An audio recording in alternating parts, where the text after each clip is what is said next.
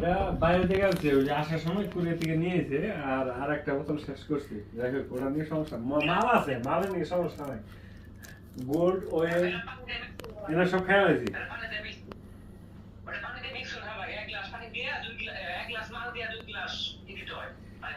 আমি তো পানি ছাড়াই নাই, এইগুলো ঝামেলা।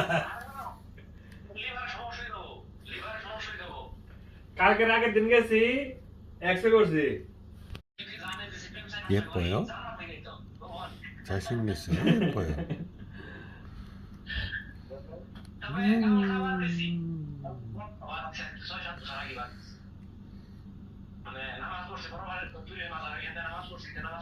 হ্যাঁ, আমি তো অসুস্থ, বুঝছো? আমার আবার এই যে বুকের এই সাইডে